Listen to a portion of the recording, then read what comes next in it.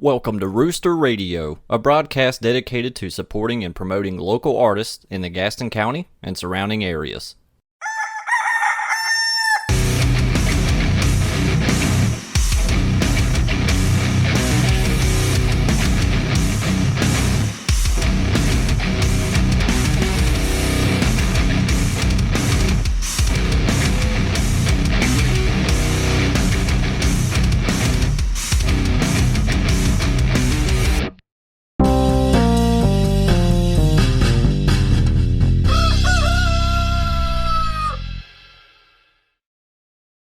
Metal was dominated by thrash for majority of the 80s, and then Pantera came along with all these melodies and wild fucking leads, and it's like, what is happening? Like, yeah, I mean, they were innovators. So, yeah, I get it. Some people are purists. There are people that like the thing that they like. Right. I like heavy metal. I like heavy music, right? Not just metal. I just like heavy music. It's just the thing that speaks to me most. And, you know, there's some new metal bands that I really like and some new metal bands that I can't stand. There's some thrash metal bands that I love and thrash metal bands that I can't. It's whatever speaks to you. You know, it's all subjective. You can't be objective because it's different music speaks to different people. So, It's true. So we do get some of these old timers will come to shows and stuff, and they'll try to strike those conversations up, and I'm just not interested in having that conversation. Right. I'd rather talk up some new band or some young band up and coming. Speaking of, let's take a minute and introduce. We're talking to 3/5 of Collective Insanity. All right, so take a look at the camera right here. Introduce yourselves to the audience. Tell them what you do in the band. I'm King Rash. I'm the vocals. I'm Mikey. I play guitar. I'm Quinn. I play bass. Was that a question? I play guitar. I think I play guitar. Yep, and you guys had the chance to play here at the Headbangers Ball, I believe. Right? Was that the show y'all played? It was one of the Carolina Headbangers shows. We played too. We'd done a Headbangers show, and then we did the toy drive this That's past right. December. Yeah. Yeah. With That was with Annabelle Lee and Yep. who else was on that? Chronic Disorder? Chronic Disorder was on Reflector there. Fine, I think, was on that too. Yeah, Chronic Reflector Disorder. Fine. Yeah, and it was funny because the first time you played here was on that Headbangers show, and I knew both of you before, Yeah. and Because you had come up to me and introduced yourself being like, oh, I'm Michael. I run the Rooster. yes. Best intro ever. Straight to the point. And well, you guys come on stage, and I'm like, wait a minute, what's going on? Because I recognize you from your previous band, I recognize you from your other projects, and it all kind of clicked at that first time. And then you guys turned out to be pretty fucking awesome, which was even cooler. So any opportunity to get you on stage, I'm going to take it. You know, talk about how Collective Insanity, because you guys were all. I mean, I'm assuming you had something else going on before this. Yeah, I was in a band actually based out of this area called Cadaver Creator for almost 5 years, and after that long, I got kind of bored with it. I guess it kind of got really stale. We were Ran doing its course. Yeah, exactly. Ran its course, and I got to the point where I'm like, you know what? I'm going to kind of take a break from doing music for a little bit. I'll take a year off before I really do anything. So then while I was on my time off and I was working, got married, I ended up running back into him because Braden and I have known each other for over 10 years. But one of my first bands I was in was with him and Dylan, who does turntables in our group. So he hit me up and was like, hey, I don't know if you're doing anything with music right now, but I got something that you might be interested in. So he ended up going down over to where our former drummer lived and going down to the studio, took a listen to some of the stuff they were coming up with, and came and found out that Mikey over there, was playing in the group as well, had already recorded some tracks, and I had seen the fill-ins way back when I was like 18 or 19, and I'm like, holy shit, I haven't played with this guy before, so I got excited, and I was in pretty much hook, line, and Nice. sinker. Yeah, Mikey is impressive. Yeah, Oh, stop it. well, the first time I saw you play, I was like, that boy can fucking play. And you've got stage presence, which, you know, it's one thing to be really good at what you do, but to be able to do it and kind of show off, for lack of a better term, you know, that's a skill. You know, Yeah, you got to have fun. If you're not having fun, it's not worth a fuck, you know? true. If you're not having a good time, what's the point? Yeah, You can dance around, miss a few notes. No one ever notices anyways. The only person that notices is you. Maybe the bass player be like, wow, you Really fucked that one part up. The rhythm section's always going to know. Every Yeah. time. He knows, and any guitarist that's played with us knows, drummers know. I'll give them a look, and they're like, I know. I Don't know. fucking say anything. I always know because he's always looking at whoever fucked up, being like, And I always look disappointed because I'm like, it makes them play better as the set progresses. So And what's even more fun is give them that look when they haven't fucked up and just you got to He's dig in messing their with head their a little bit. Yeah. I also do that, but you never can tell. and you're just sitting there being like, what? I played it right the whole time. You sure about that? Well, now I'm doubting. So Quinn, you were brought in. Like, were you two the brainchild of this group? Was It was me and our former drummer. okay. And then the former drummer's dad had recorded 3 fill-ins albums. And so once he turned 18, was actually able to get into certain venues. Like, I went over, recorded some demos. He put drums to them, and I thought that was just it. Like, it'll be a fun little side project. Because Fill-ins is very much a rock and roll band, Yeah. and I wanted to do metal. So I was like, all right, at least I can just go record some demos. So we did just drums, guitar, and then our studio guy was just like, I can get a singer in here. And then Braden came along. So you knew the he guy that knew- was producing. Yeah. Yeah, it was actually interesting how we had met because I was on tour and I was just doing hip hop at the time. You were just doing the King Thrash thing, right? Yeah, and I was that was all I was doing, and I was DJing shows and rapping for them. So we had a random stop in Charlotte where the sound guy, there was no sound guy for this venue, and they didn't tell us until we showed up to the venue.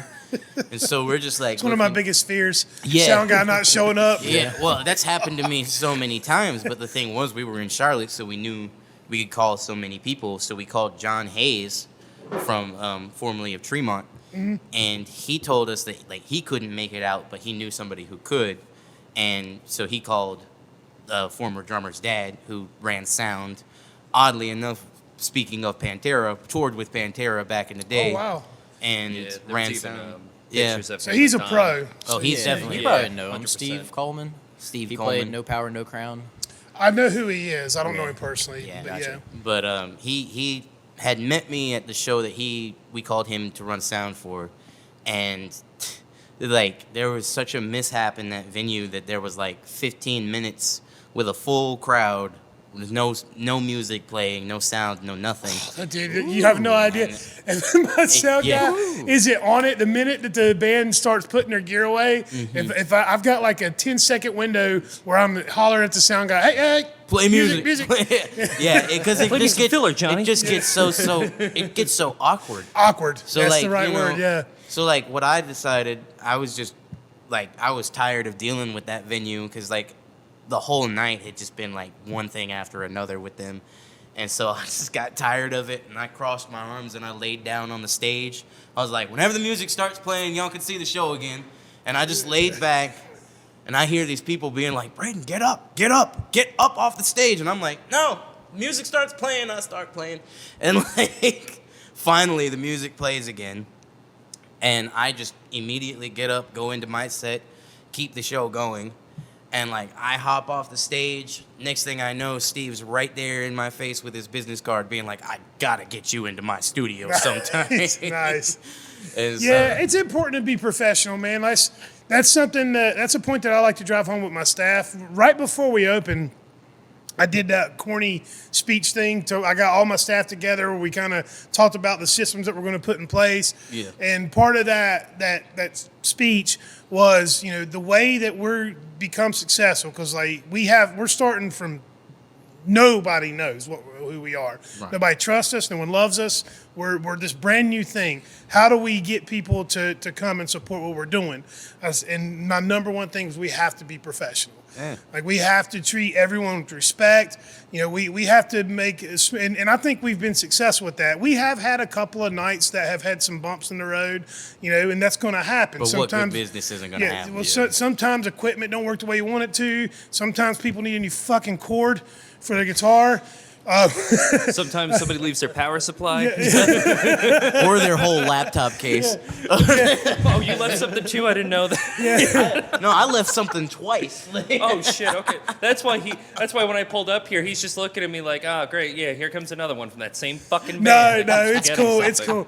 It's a testament to how good of a time everyone's having, man. Like, Yeah. if you forget your gear, like, that's not something that happens a lot. You know what I'm Right, saying? If you right. forget your gear, you were having too much fun. Yeah. Nine Yeah. times out of 10. I can agree with that. So, That's a good excuse. I like that. I didn't like forget that. my gear on purpose. I was just having too much fun. I'm sorry.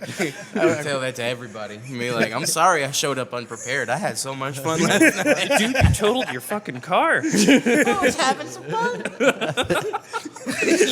I wanted to see if that truck's brakes worked. I'm a glass half full type of guy. That's a good way to. I blew But a I .16. I can definitely agree with that because like most of the times when I forgot all my gear, that was for some of those hip hop nights that I was DJing here, Yeah. and I just Yeah, hip hop nights. It's weird, man. I've seen like multiple different types of hip hop nights. Right, like, we've had really successful hip hop shows where we've had a good crowd, everyone was on point, everyone did a great job, great show, everyone made money. I've also had hip hop nights that were complete fucking train wrecks, just because too much was going on, or people don't show up with their tracks. Yeah. Backing tracks are annoying for me. From my perspective, backing tracks are annoying because you're asking my sound guy to do one more thing, and if your shit ain't right, it makes us look, again, it goes back to being professional. Yeah, right. And like we If you're do, gonna have backtracks, you should probably have your own sound guy. fair, something like that. Fair. But I in speaking on that, I've dealt with hip hop so much that I just don't get them anymore because there's so many artists, they'll make good music, but then you put them in front of doing like a show opportunity and they have no idea what to do. That happens so often, Or they're man. stoned out of their goddamn mind. That too. Yeah. Or they don't want to mess up their image because they're playing a little later than they thought they would be playing. We're not gonna go down that road anyways. Or But they make a separate poster for the event with themselves on it. That annoys that has happened Has to me that several happened to you? times. Yeah. It annoys the shit out of yeah, me. it Yeah. annoys the hell out of me too because Yeah. people sometimes don't even know what event is happening. Yeah. And I've only had one instance, which was one of the shows that we played that had that happen. I never had that happen before. The only other thing I ever had happen was when we were playing one gig and we made an event page, and then one of the other bands decided to make their own event page, and I was kind of like, that's a little petty. But I've never in any instance, even playing with some of like these metal bands in the past that were really, I guess, competitive would be the proper term, I never had a band make their own separate, flyer for the event. I'm like, that's just insulting to the venue, not just Yeah. the other acts, but the venue Yeah. themselves. But my question is, why would you make your own flyer for a show and only share it once, only to show up to said show and not play it anyways? Because that, like, It was a fun night. Well, it goes back to professionalism. I don't want to like harp on No, negative no. shit. It's just examples. Yeah, it happens a lot, and it happens more in hip hop than it does in other genres of music. That is a fact, And at that's- least that's the in most- my experience. that's the most frustrating thing to me because, I mean, like, I do like playing metal and I've always loved heavier music, but like hip hop has always been where my heart stays because that's just the music I grew up Well, on. we share that because I came up like I've always been into heavy music and hip hop, like specifically early hip hop, like late '80s, early '90s. Hey, You know, yeah. I had a cousin and an uncle that I had like the old Slick Rick cassette tape. Nice. Yeah. Aging Yes. myself. Bedtime That Story. Public Enemy, Classic. that type of stuff, and then someone gave me a cassette tape of Redman, like 1993 or something. It was The Redman's original first album. Redman. Yeah. Must have God lost it almighty. hearing that. That dude, I lost my shit. I was like, this is amazing. To this day, he's my favorite rapper. Yeah, And then Wu I Tang feel that. came along, and then Biggie and Tupac, and then after Biggie and Tupac died, like it gets real flashy. Like hip hop got real flashy, Yeah. and then I kind of was like, I don't know, I don't really. Yeah. Yeah. There's always talented people in every genre, Even now, the last 15 years, you got guys like J. Cole and Logic that are doing it right. Yes. Kendrick Lamar. Kendrick Lamar has got to be one of my favorites. Yeah, today. he's amazing, but it's like the majority, you can say the same thing about country music.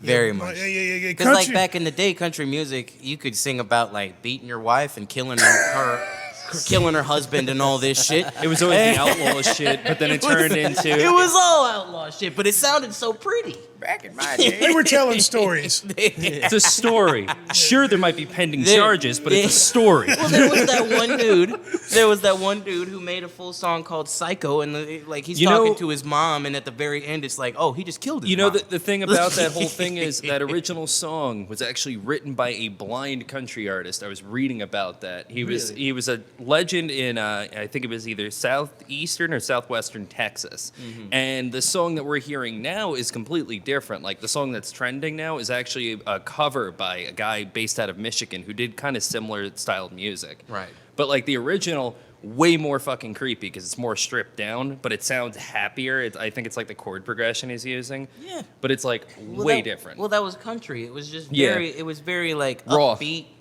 And then you had like these raw lyrics. Like a great example would be like Woody Guthrie. I mean, that's like one of the prime examples, the most accessible examples of how raw country music was. I mean, in terms of the original like concept of where redneck came from, in terms of like how it was about fighting union busters, Or, going against the status quo. That's what country music was. That was not Blake Shelton. I don't think so. So you seem pretty knowledgeable of old country. Is that where your roots are?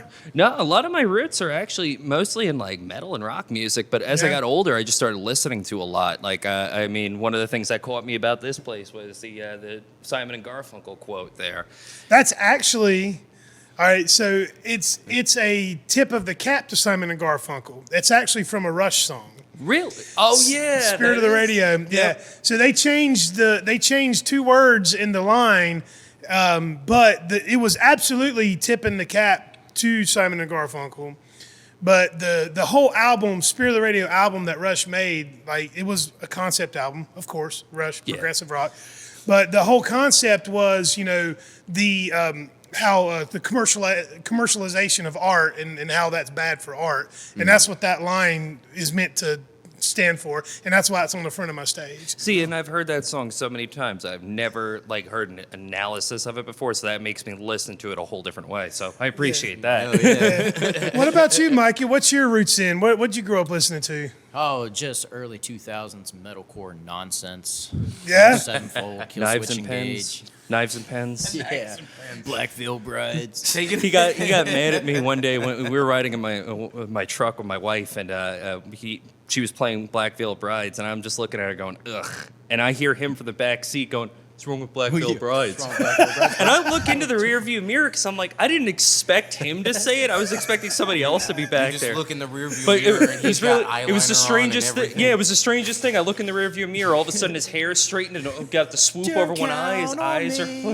Already a voice inside I had to shake my head, and suddenly the original version of Mikey's back. Dude, I used to have the bangs across my face. He did. Like, I was He's not even kidding. The gloves, the fingerless gloves. skateboarding all the time. All sorts of videos Avenged of him playing Sevenfold was the Avenged best band. Sevenfold songs, wearing his fingerless gloves with his hair Dude, swooped those to the first side. few Avenged Sevenfold albums were groundbreaking. Oh, they were great. I mean, that's what so good. That's what got me. I never got into those records. I didn't really get into them until really I started playing with these guys because I had listened a little bit to, like City of Evil and records and some of the records around that time.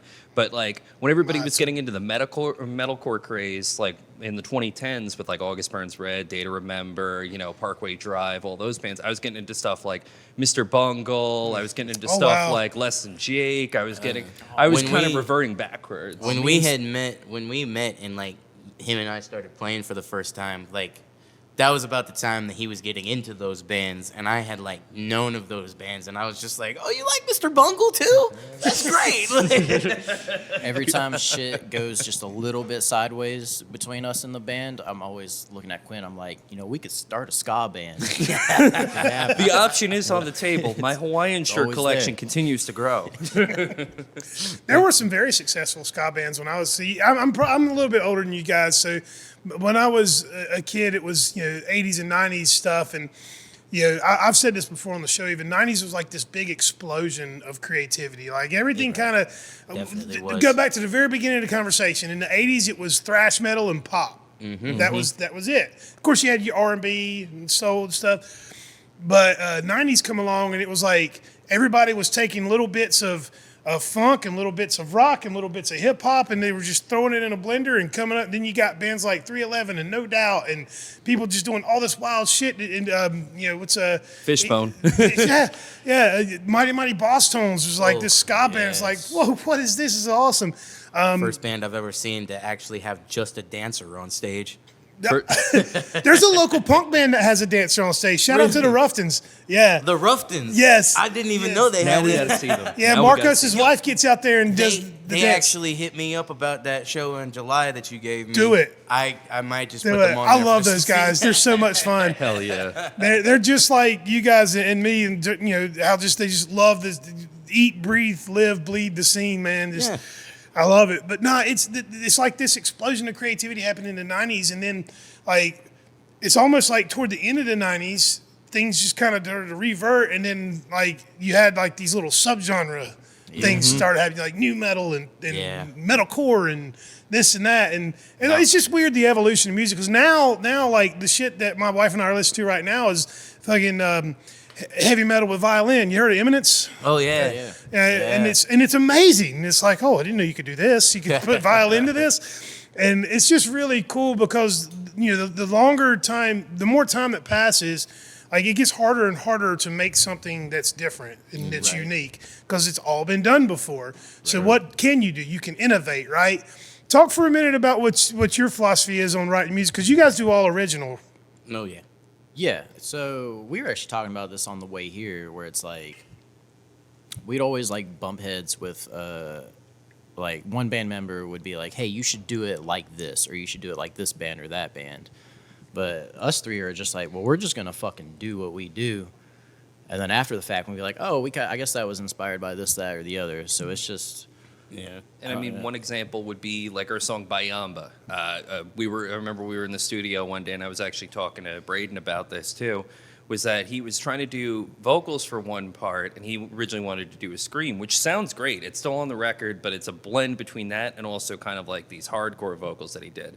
Where when he was initially trying to do them, I'm like, he's getting close to what he wants, but I have a better idea. So I like chime into the studio monitor. I'm like, listen, try to do the Mike Patton thing. Yeah, and he and immediately just starts. As soon as belting he out. said that, I was just like, oh yeah. That's Well, it's right, good to that's be right. able to take those notes from your bandmates Right. too. Like you got to have that thick skin, the ability to be malleable. Yeah. Because like I'm guilty of it myself. I've got this idea of the way something needs to be, and then somebody from some other perspective chimes in. It's like, oh, I didn't think about it that way. Right. And then you got to reconcile the mad at yourself for not thinking of it and taking someone else's advice, right? I guess. Well, I have the hardest time with that because like it cracks them up because I don't really play like a conventional bass player. I end up doing a lot of leads. So they're like, you might want to tone it back for this part.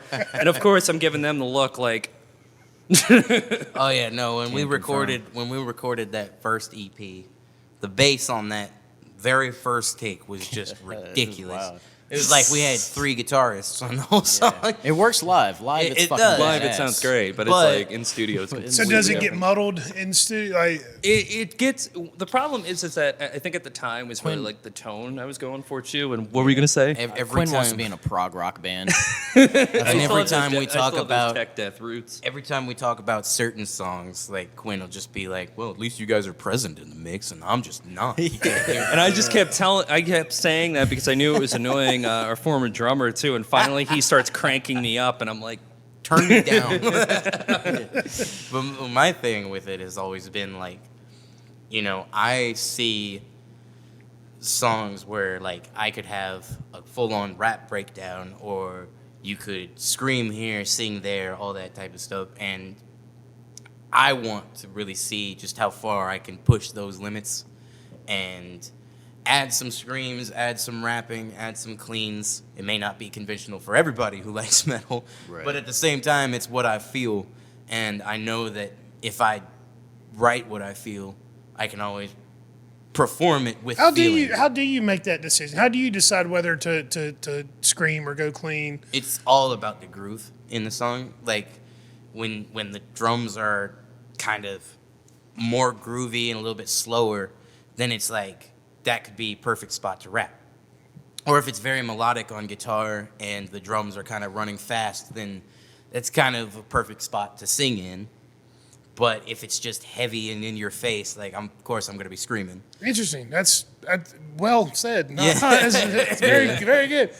Yeah. When you're writing, are you thinking about that at all? When you're writing your lyrics, you thinking about how like I want to scream this, or are you just writing and then you take Yeah. that to the? No, I do it exactly like that. I kind of like listen to the song first, and then based on that first listen, I'll be like, this is a good spot where I could scream at. This is a perfect spot where I could sing at. And I always like, there's some vocalists that will get this and probably do the same thing that I do. But then there's some people who are just like, that's kind of fucking weird. But like every time I listen to a song, I'll like almost scat to it and just sing nonsense. Yeah. And Oh no, I've heard yeah. this a lot. I've heard a lot of singers Yeah. do that. Yeah. And I, like that's my first premise, and I'll be listening to it, and I'll just be like,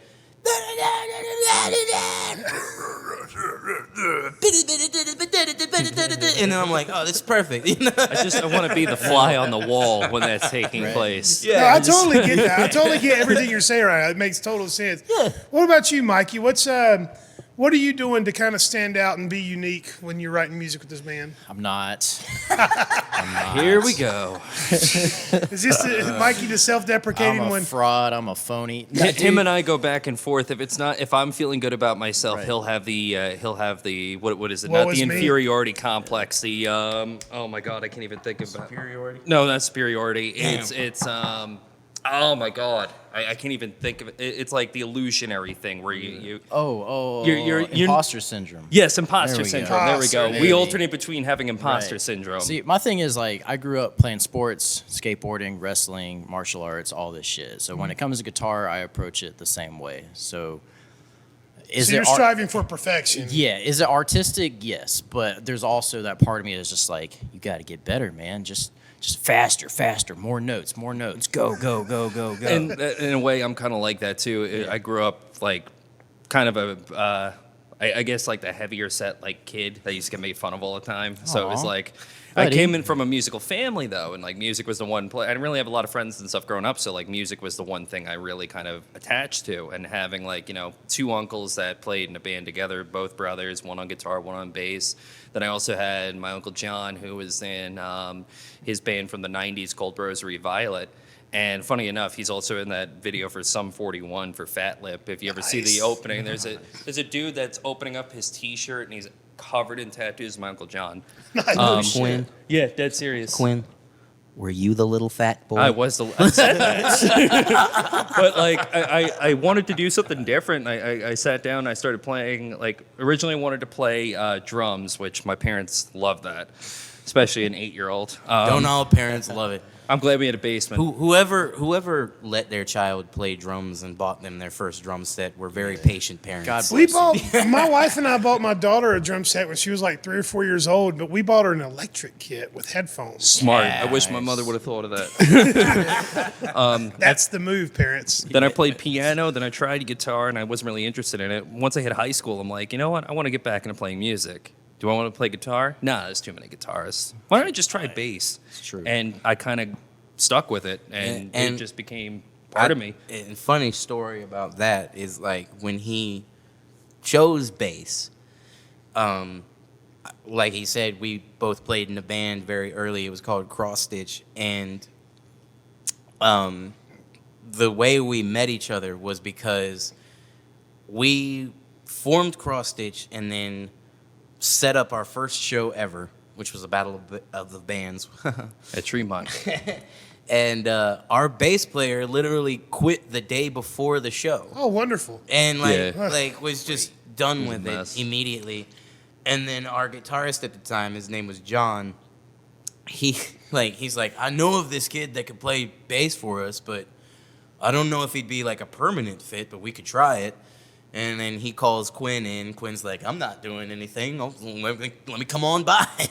Yeah. And like within a day, learned all the music, was ready to perform the next night. And it was You strike me as the type that takes this all seriously. Like you don't. that's you why don't, we get along. I do appreciate that in artists because look.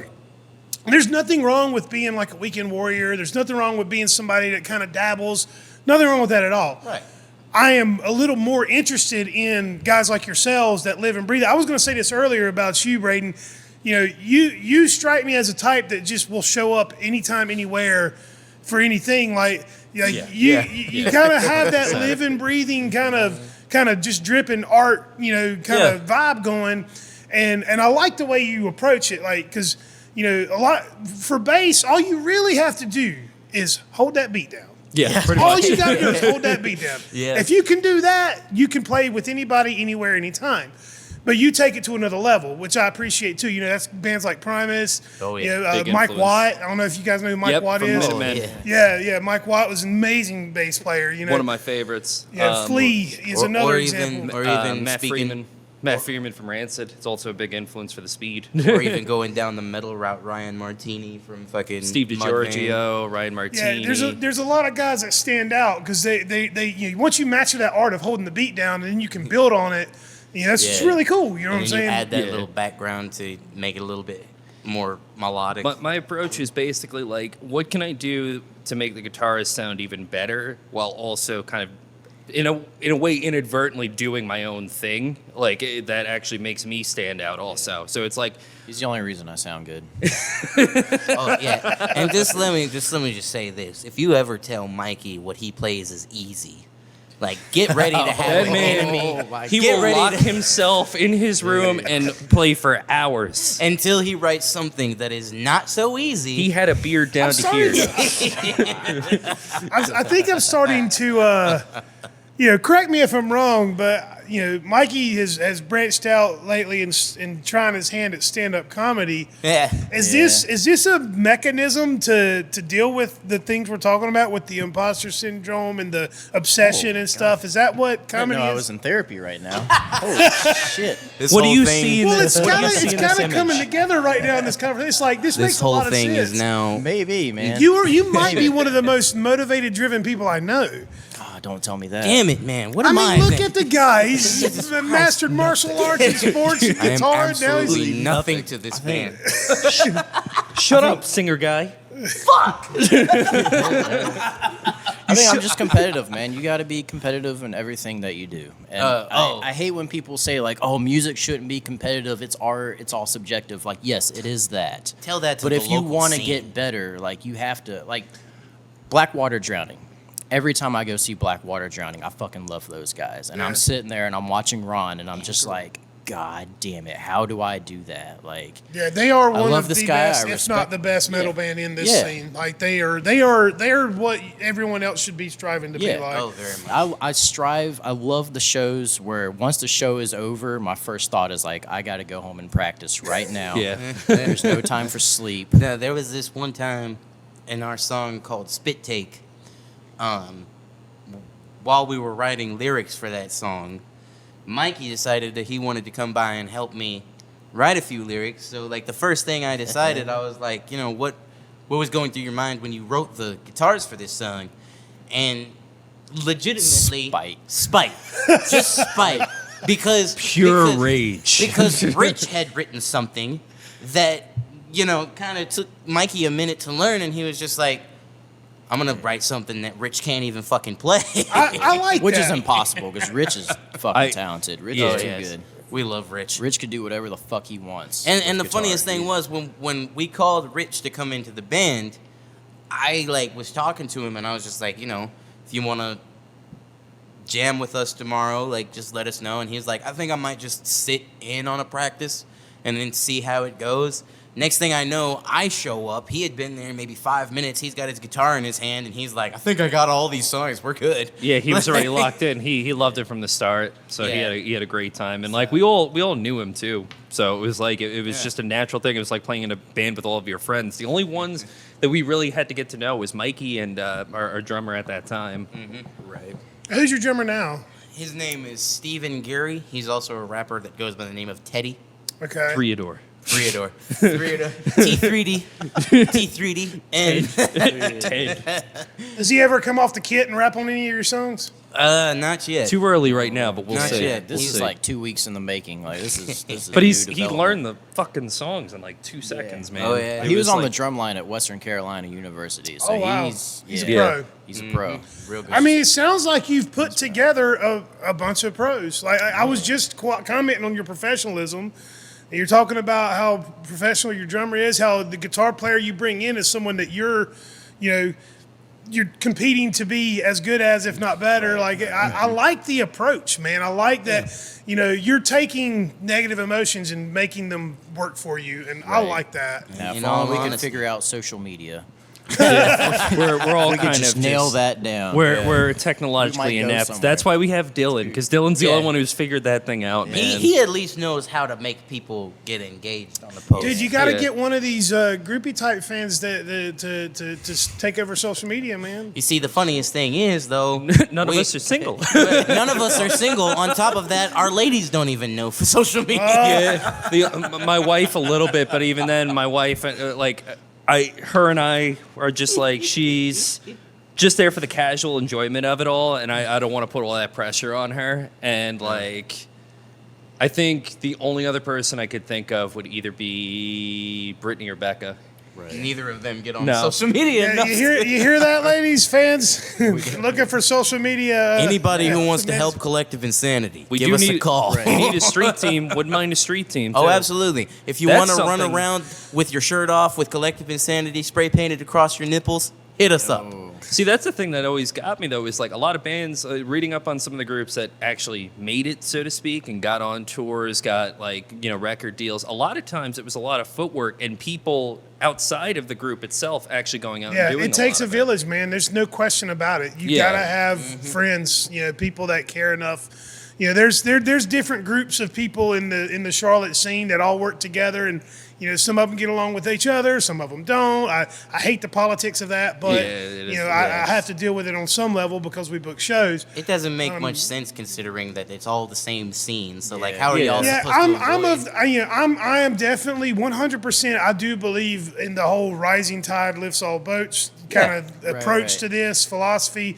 If one of us wins, like Scars Remain got on to Blue Ridge Rock Fest last year, and as much of a fucking disaster as the festival was, how cool was it that a Charlotte-based band got to be on a big national And they were stage day like that? one, so it was Yeah. like before everything went to And we absolute just shit. so- and recently, within the last year, a band based out of Charlotte called Stellar Circus just got signed to Metal Blade Records, and they went on Wonderful. tour. They went on tour with Chevelle not too long ago too, right? Like within a 3-month period before they got signed to Metal Blade. Yeah, and you've got Occult Fractures doing shows in Europe and stuff. Yeah, you got Aether Realm. They're from like Greensboro Yep. area or Greenville, North Carolina area. They're signed to Nuclear Even Blast. Salt in the doing Glare, European Yeah, tours. Right, when- Martin's anytime I band. see news It about can happen. Yeah, anytime I see news about any of these bands getting an opportunity, if it's on TV, if it's going and doing an interview on a radio station, you should celebrate all of it, Yeah. except for one guy. But, It's two guys now. It's two guys yeah, now. When we're off air, I need to know the context. but You already know the context. Do I know the people? Oh. Man, that's a very high up. that's enough.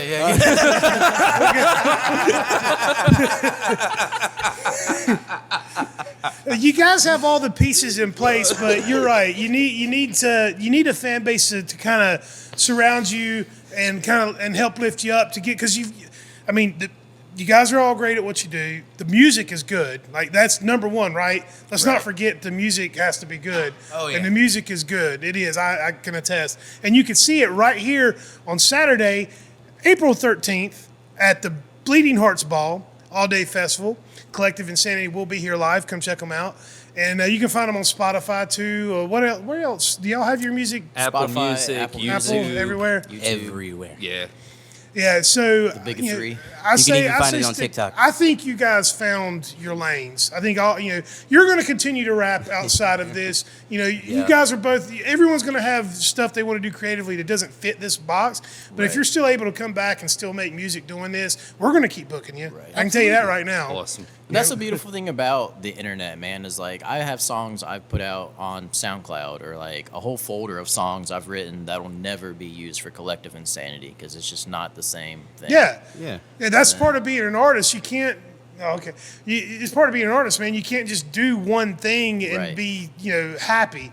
Now, successful, Yeah. sure. Right. You can do one thing and be successful at that one thing. But and you the can be hope is successful that, and still well, the hope is dislike that it. that success gives you the freedom to do the Yeah. other stuff, We were right? talking about Macedon earlier. I saw a Thin Lizzy like cover like rock band in Atlanta, and Macedon's guitar player was playing guitar for him. Like just because, like why not play some Yeah. Thin Lizzy covers on a Saturday night for 3 hours? I mean, Weezer took Asia out on tour with them. You know what I'm saying? Like, Yeah. I started forgot playing. You know what I'm about saying? that Like, one. it's, if you can reach a certain level of success and you get that kind of freedom, why not take advantage of it? You know, Right. how Yeah. cool would it be to play with one of your heroes? Oh Right. yeah. You know what I mean? Hell yeah. I would love to be on stage with Brandy Blythe. I didn't know Danzig was that short. Oh, we all knew Danzig was that short. Dude, I Gardner just love comes me up some pissed off Danzig, at me. and I love me some Misfits. But have you seen Danzig play live in the last 15 years? Yes, Yes. yes. I've seen, I'm part. I used to be Yes. part of a Facebook group that was Glenn Danzig posting, and it was like videos and photos of him currently, and I'm like, oh my He's god, such a curmudgeon, dude. it's like I'm like I have never seen such an angry little like emo garden gnome in my life. He is so bad. He's like, we don't use backing tracks. But who's That's punk rock, man. let's all be honest. rock. Who saw that wonderful video of him getting knocked the fuck Oh out? yeah, by the LA Kings lead singer. That was the name of the You- and that you guy's so chose- nice. You chose the biggest dude that you could to push and be like, fuck you, motherfucker. Just go down. Dooley? Oh my God. I don't know, man. There's a chip on that man's shoulder that just he can't kick it. See, it's like I would have thought Doyle would have been the one to knock him out because like Doyle seems like the one that's more patient. I feel like Jerry Only just kind of would sit there and be like, "Damn, dude, he just got knocked the fuck out. I feel bad. Like maybe I should. Nah, I'm not even gonna help him. He kind of brought that shit on himself." Braden's dying. Just killed Brady. I forgot about that shit. Wait, what was it? He goes, we were talking Macho about Man Randy Savage was a big Misfits fan, and he showed you up at a serious? show, and he didn't know Doyle's name, so he's just in the green room like, "Where's Dooley? Talk to Dooley." We were talking about that shit. Cocaine's a hell of a drug. We were talking about that shit on the way to his show Sweating. once. Oh man. And the whole time we're just like, where's Dooley? That's where it came. I was wondering where the fuck that came from. They've been doing this for months. Keep that in mind. Sometimes we'll have these inside jokes and nobody will explain the context of it, and then they'll have a conversation with somebody. I'll catch it or somebody else will catch it, and then we find out what it was. But it'll be like 6 months later. But that's the funniest part about it, is that you don't know. I feel like fucking Sherlock Holmes having to figure this shit out. I gotta look for the smallest details. Idiots. Damn, we even got the producer laughing on that one. He ain't even got a microphone. Like, what are we? But you know he's laughing. You can What hear do you the- have to say for yourself? Speak loud enough. Excellent. Thank you so much. Oh God. It's I think it's that whole never meet your heroes thing, right? Yeah. Like, How great would it be to tour with your heroes but never meet your heroes? They got their own green room. We got. yeah, I haven't met that many famous people, but the handful of famous people I've met have all been super cool. But I could totally imagine a scenario where somebody I'm really into is just a total dick to me. And I tell you what, I didn't meet Billy Corgan, but I went and saw Smashing Pumpkins one time, and that one I had never seen. It's one of those bands that just escaped me in the '90s and early 2000s. Right, like, I never got an opportunity to see them back then because I was a big fan, loved Smashing Pumpkins. Right. So I finally get to see them. We're talking like 2016, 2017 ish, and they're touring with Marilyn Manson. My wife and I drive all the way up to Raleigh to see this show, and he had just put out a new album. This was like the Violet Purple something, I don't know, whatever the fuck he called it. It sucked. It wasn't a good album. I'll say that. I get it. And so It's all subjective. we go. Marilyn Manson put on an incredible show that night. Marilyn Manson was fantastic that night. Now he's one of those guys you never know which one you're going to get, right? Right. See, I've seen him suck too. Right. I've seen him suck his own dick on the internet. I already removed ribs for that shit. So Jesus, Marilyn I'm in middle Manson school, does dude. his thing and kills it, and then the Smashing Pumpkins come out, and at this time he doesn't even have Chamberlain drumming for him. Still, it's just Billy Corgan with 3 like 20-something-year-olds, musicians, right? So he's always written all the music and everything, whatever. So it's just Billy with these 3 kids, and they come out, and their first 3 songs are like songs off Siamese Dream. Okay. So I'm like, oh shit, we're in for it. Like, we're gonna have a good time. Hell yeah. They play those 3 songs, and then they go into an hour of shit no one's ever fucking heard before. Like, it's all shit off the new album. And like after about the 3rd song into that stretch, the reaction after the song just kind of is dying down. People aren't just as into it. Yeah. And he starts going like, well, gee, thanks. Yeah, and he starts playing that shit. That's Billy Corgan. And after that, and then he goes into another song nobody's heard before. I'm like, you know why we're here, motherfucker? Like, Yeah. Right. Play 1979, dick. yeah. And after that, I lost a lot of respect for that guy because I'm like, you're a fucking pro, man. Like, you know better than this. Especially having Like, this your isn't a own image listening like party, that. you know? Yeah. This is a fucking concert. I mean, in all honesty, I've seen Alice Cooper a total of 5 times. Saw him with Iron Maiden. I saw him. Nice. I saw him with That was Iron great. Maiden. That was Maiden England tour. I saw him with Iron Maiden, and I saw him with Rob Zombie, and then I also saw him just by himself at the House of Blues, and I gotta admit, like you'll never see a bad show from Alice Cooper. No. Like that. Yeah, fucking, and then that's the other thing is that there's some guys that just always deliver. Yes. I've seen 311 a bunch of times. 311. Never seen a bad always killed. 311 show. I saw them in Carolina Rebellion. Even that set, they didn't even fit in that. They did didn't. not fit into that year because I was there too. Yeah, 'cause And all of it the bands seemed out of opening- place, but they still went out there, did their thing, and kicked ass It doing was it. great. See that It's all kind this of metalcore bullshit. I came here for 3 No, days. they were all metalcore bands that day. Yeah, it was a real heavy day, and then Yeah. 311 just got plugged in, and it did kind of disrupt the energy. Yeah. But it was they're so good you couldn't help but enjoy their sets. reminds me Sometimes of the you gotta time I disrupt went anything. to. I was in New York State, and I was on Long Island, and I was at a Warped Tour, and I saw August Burns Red, Day to Remember. I saw Census Fail, and in between all these like metalcore and hard right hardcore bands was Streetlight Manifesto. And out of all the bands that played that I had sat through, all the mosh pits and everything like that, that was probably the most intense show I had Yeah. ever been Yeah. in. Well, Because the the thing crowd was- would not stop moving. I mean, there was probably 30 or 40 people crowd surfing continuously at any Well, given it time. was weird that day at Carolina Rebellion because like you had A Day to Remember, you had Memphis Mayfire, Oh, fuck. which is one you never really think about. Yeah. honestly. But like you had all these metalcore acts, and then to finish off the night was 311.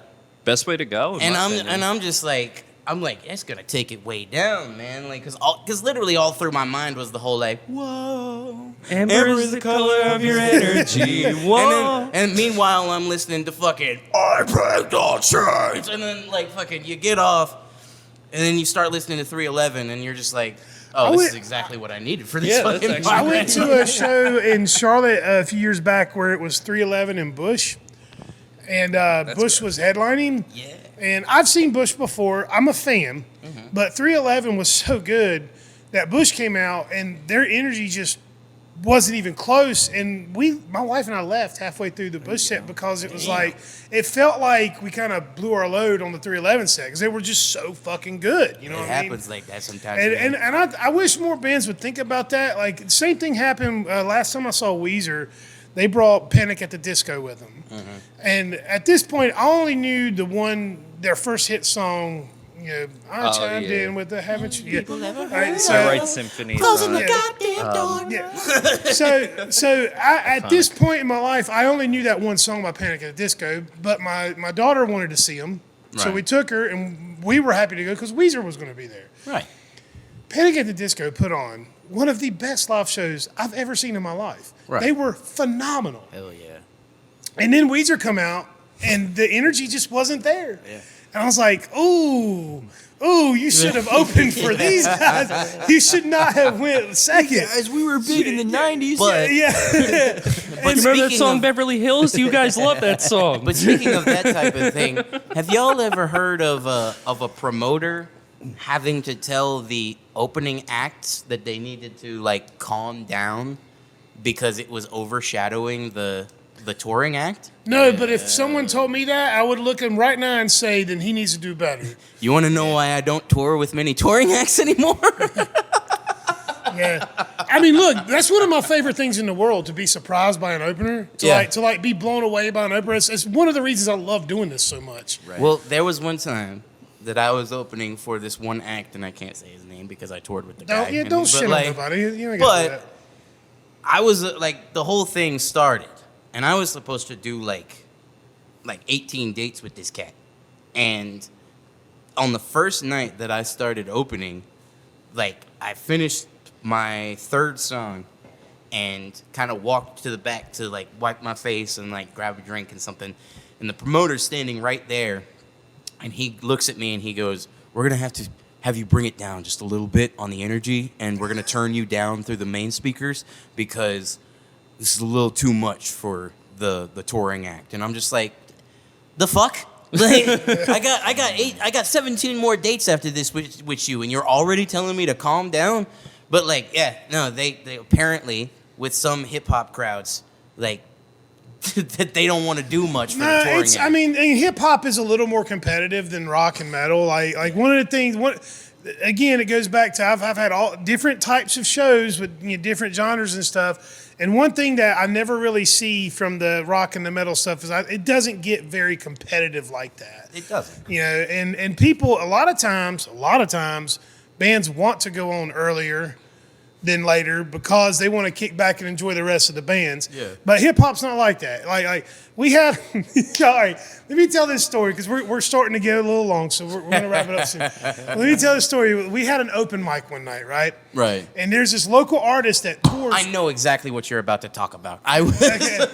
There's this artist that tours a lot, and when he's here, he'll come and do their open mic. Mm-hmm. Well, he put the word out. He wanted to shoot a music video for his new song, so he put During the word the out open mic. during Yes. open mic. Yeah, During the open which I'm happy to do it. I'm happy that we could provide a place for that. Right. So he puts the word out. He's going to shoot this music video, but it's at open mic, and everyone knows what's happening, right? And so he gets here a little late. There's this other guy here that wants to perform open mic. And I watched him. He was stalking the sign-up sheet. Like, he wasn't signing up, but he kept looking at the sign-up sheet. And he waited for this guy to sign up. And after the guy put his name on the list, the guy that was hawking the sheet put his name right after his. Wow. And so this guy goes up and he does his performance. They get in the video. He runs it like 3 times. Everyone's into it, having a good time. And then this other guy gets to go up, and he got up, and the first thing he says, like, I want to thank this guy for opening up. I'm about to close the night out, and like he made a real big deal about being the last act to play our open mic. and so I'll put my name last so y'all can catch me. Yeah. Wow, so I let this second guy best. do his thing, and the guy that shot the music video, I called him when I heard that, I was like, "What the fuck, dude? What are you doing?" So I called the guy over that was shooting the video. I was like, "Hey, when he's done, I want you to go back up and do another song." And so we said he'd back up to close the night out. That's the level of Dude petty was I being a strive dick, for. man. I'm just surprised at the amount of pettiness that was there. He didn't cross out the other guy's name and write his name over it. Like, no, It's fuck him. such a silly thing to care about. It's such a dumb thing to care about. Like, It really is. If you're playing the Rooster, I promise you're not making tens of thousands of dollars. Like, it doesn't fucking matter Right. where you go. Like, we're a all big taking venue, home but it's $100, $200. Like, we're not taking home a lot of money at the end of the night. Like, who goes on win doesn't really matter. And if there's somebody that's putting out more energy than you, then let them go after you because, Right. Chances are the crowd's going to be hot anyways. Yeah, and Yeah. you just, all you're serving is to like get them more hyped, so then when the next act follows you, they pretty much can calm them all down, get the last little bits of energy out. It's always bad if there's like a more mellow act following a heavier group or a more energetic act. Yeah. I always thought it was Well- funny because, like, when me and in hip hop, I've got a partner. His name is Stitchy, and we always perform together. Yeah. Like it doesn't matter where. And that's we a go. good show. That's a fun show to see you get to. But y'all done it here a couple times. 'Cause I like it. We've been practicing for years together, and we know how the songs go, how we're gonna be dancing for which parts and whatnot.